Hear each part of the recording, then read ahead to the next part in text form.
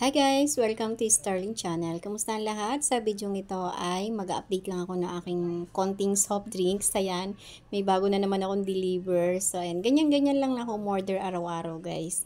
Kasi, pinapaikot-ikot ko lang yung aking pera dito sa tindahan. So, ganun lang. Kaya yan ang kagandahan din na malapit kami sa bilihan ng mga paninda sa groceries, sa mga bilihan ng mga soft drinks. So, yun yung advantage. Saka may sarili kami sasakyan, kaya hindi masyado nakapangihinayang pagdating sa gas at saka sa pamasahe. Pero pagka alam kong medyo magkakaubusan, talaga ako, namimili ako ng extra syempre, para tuloy-tuloy lang yung kita natin sa tindahan. Sa ngayon naman, nakikita ko doon sa binibilang ko ng mga soft drinks, laging maraming stocks, halos laging may deliver sila. Every other day, laging may deliver. Kaya, sa tingin ko naman, wala namang problema pagdating sa stocks. Kaya, ganyan-ganyan lang akong bumili ng soft drinks. Haggard na pala yung mukha ko dyan. Hindi ko napapansin, pati pagsusuklay hindi ko na rin nagawa. So, ayan, hapon na dyan guys. So, maghapon tayong paikot-ikot dito sa tindahan, ayos, linis, tapos yung iba pa mga gawain. Kaya, ayan, medyo haggard na talaga ang person.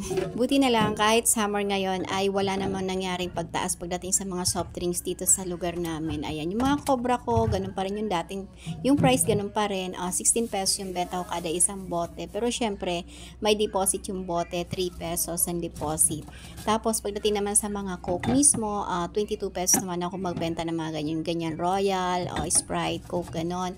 Tapos, yung mga, yung mga RC Cute, root beer, mga ganun guys, ay 16 pesos naman yun dito sa akin. Balikan nyo lang yung price. Kanina pinakita ko doon sa unang part ng video ko yung price nung mga soft drinks dito sa lugar namin. So, yun, para mai-compare nyo kung magkano at magkano dyan sa lugar nyo. Mabenta ngayon yung mga soft drinks, yung mga malalamig yun, mabenta. Pero mabenta rin dito sa amin yung mga ice tubig. So, sa ice tubig lang talaga ako bumabawi din. Kasi pagdating sa yelo, tulad nung sabi ko nung nakaraan doon sa nakaraang video, ay hindi nagyayelo talaga yung yung yelo namin. 2 to 3 days bago bago makabuo ng yelo. So, sobrang tagal talaga, napakatagal. Kaya mas madalas ice tubig pa lang yun. Pinapatulan na nila kasi sa sobrang init nga ng panahon.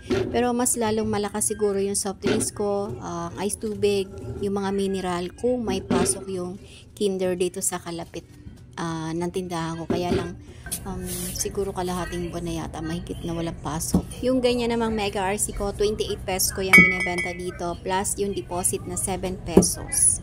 At ayan, kung napapansin nyo, marami na naman kaming bote dyan sa pintuan ng rep. Kasi sabi ko nga sa mga anak ko, maglagay kayo lagi ng tubig sa rep, hindi maaaring wala. Kasi pagka nauhaw sila, tapos wala sila nakita ng tubig sa rep, ang ginagawa, pumipili ng soft drinks, kumuha ng soft drinks at kitang tinutuga. Hindi ko naman sila totally pinagbabawalan na uminom ng mga soft drinks. Kaya lang, syempre, kailangan may limit kasi masama din naman yung sobra at saka yung inaaraw-araw na yung pag-inom ng soft drinks. So, masama yun. Kaya, nililimitahan natin. At syempre, dagdag gastos yun, di ba? Income ko na yun, kikitain ko na yun dito sa tindahan. After kong ayusin yung laman na aking tindahan, ay tinurn over ko na yung pagtitinda sa mga bata. Kasi asynchronous ngayon, so wala naman silang ginagawa, modular. Kaya, nandito sila sa bahay, kasama ko sila. At ito namang aking doggy, yung aking hinarap. Kasi, sa sobrang init, pagka pala mainit yung panahon, dun din nagiging active yung kanilang mga kuto. So, ayan, alaga ko siyang paliguan. Pinapaliguan ko pa nga yan ng suka. Para tanggal yung mga, yung kanyang mga kati-kati dyan sa katawan niya. So, ayan, pagka mayroon akong time, siya yung hinaharap ko. So, ayaw pa nga yun magtatanggal, kailangan merong suhol. Yan, favorite naman niya yan, yung biscuit na yan. Dahil siguro sa mainit na panahon natin ngayon, kaya naging mas active yung kanyang mga kuto. Kaya ayan, kahit araw-araw ko naman siyang pinapaliguan, ay meron at meron pa rin. Siguro minsan pumupunta kasi siya minsan sa kalsada, naliligaw siya. Lalaki kasi to guys, kaya minsan hindi mo rin mapigilang gumala.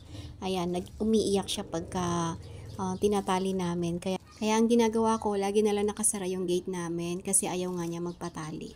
Mabait ito at talagang bantay siya. Hindi siya tulad nung nakaraan kong naging aso na si Champy. Ayan, kahit na may dumating sa bahay namin, may labas-pasok na tao, kahit hindi taga doon sa amin, ay wala siyang pakialam. Tinitingnan niya lang. Pero ito, amoy pa lang. May lumapit lang sa gate namin, tumatahol na siya. Kaya, very good yan si Jaguar. So, yun lang for today's video. Thank you for watching. God bless us all, and always remember, commit your work to the Lord and He will crown your effort with success. Thank you. Keep safe, everyone. Inom tayo lagi na maraming tubig, guys. Napakainit ng panahon natin.